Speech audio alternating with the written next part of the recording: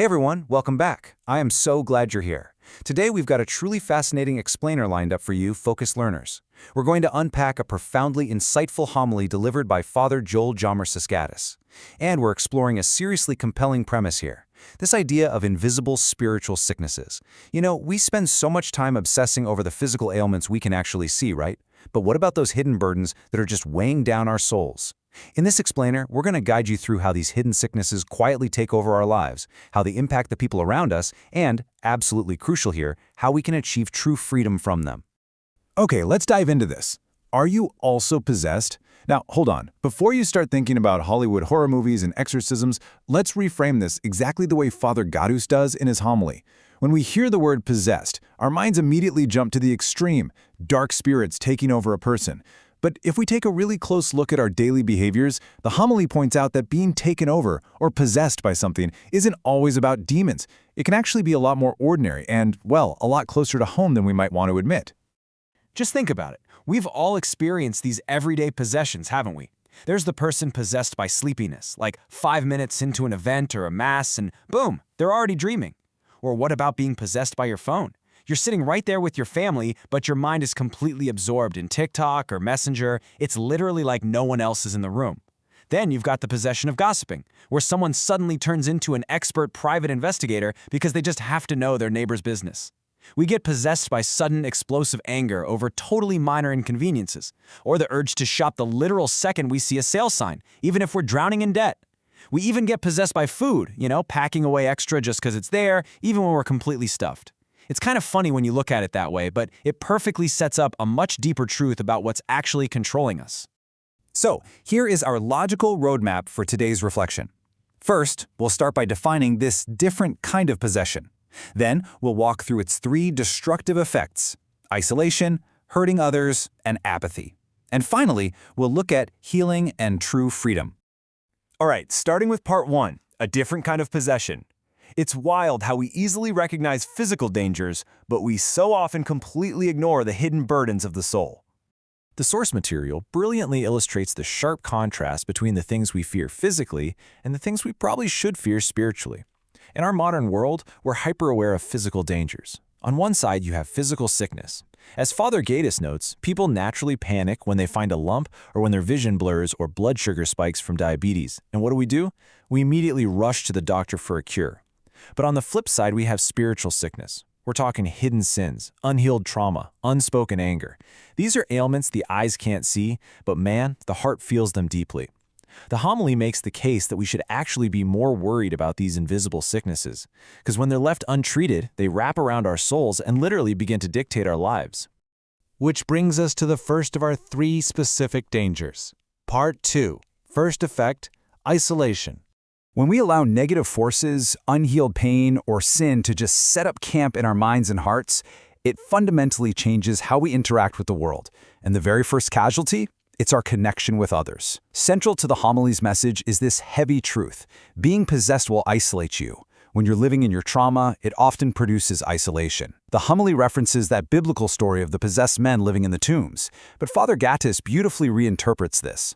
He explains that the tomb is actually this striking metaphor for emotional isolation.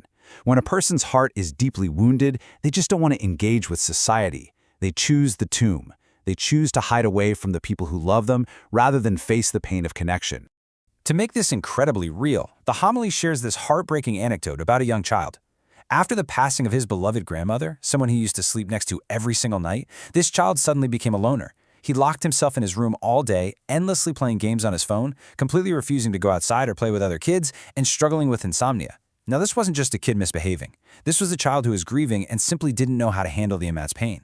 That unspoken sorrow forced him into isolation. It so vividly demonstrates that you cannot hide inner pain. It will always manifest, and so often it drives you away from the exact people you need the most. Let's move to part 3, the second effect, hurting others. Here we see how internal chaos connects to external harm. So, isolation is the internal consequence. But what happens when that internal chaos spills over into the external world? Well, the source material makes a direct connection between our unhealed wounds and the harm we eventually inflict on the people around us. And the quote here is a punch to the gut. If pain is not processed, it becomes pain that is projected. So the crucial point is that a wounded person inevitably wounds those around them. The homily points out that the men in the biblical story weren't just isolated. They were fierce, they were dangerous, harming themselves and terrifying anyone who passed by. And that's exactly what emotional turmoil does. A wound that isn't healed turns into anger. That anger hardens into hatred, and then that hatred becomes the root of terrible, destructive decisions. You know, we all really like to think of ourselves as rational beings. But the reality highlighted in the homily is that we often respond not to logic at all, but we react directly from our deep, unhealed traumas. When we lash out, when we get fiercely defensive, or when we're just unnecessarily cruel, we aren't usually reacting to the immediate situation right in front of us. We're reacting from a wounded heart. That hidden anger and resentment has essentially morphed into a weapon that cuts the very people we love. That leads us to the final danger. Part 4. Third effect, apathy. Now, this is perhaps the most insidious danger of the whole shebang. It's not just about the damage we do, but about how easily we can just get used to that damage. The homily points out this really shocking detail from the biblical story. The townspeople didn't actually cast out the dangerous possessed men. They literally just let them live in the tombs. They accepted it. As Father Gaditz's notes, even destructive behavior can be familiar. I want you to reflect on that for a second. Have you ever found yourself in a terrible situation, but instead of trying to fix it or escape it, you just accepted it because it became your new normal? We see this kind of adaptation to destruction absolutely everywhere. People know smoking causes coughing and destroys their lungs, but they get so used to it they claim it relaxes them. Couples start out crying when they yell at each other, but eventually they just assume constant fighting is a totally normal part of marriage. A person might cheat on their partner and eventually justify it by saying, well, it's just human nature. Or look at society at large. We start out furious at political corruption, but eventually we just sigh and say, well, that's just how the system works. We get so used to the sickness that we mistake repetitive wrongs for normality. But as the homily so powerfully reminds us, just because something is normal to us doesn't mean it's right. Which brings us to the solution. Part 5, Healing and True Freedom. Here is the absolute best news. We are not meant to live chained to our traumas, our bad habits, or our apathy. The homily shifts here to an incredible message of immense hope, focusing entirely on divine healing and the grace that's available to break these chains.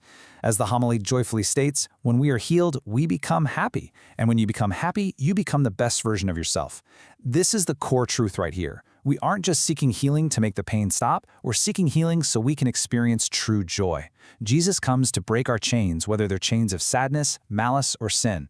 And honestly, the most beautiful part of all this, achieving emotional healing becomes this amazing gift to your family, your friends, and everyone you meet, because you can't show goodness to others if you're harboring darkness inside. So we're going to end with this provocative question for you to reflect on. What long-standing bad habit, unhealed trauma, or hidden sickness do you need to finally let go of? What destructive behavior have you allowed to become your normal?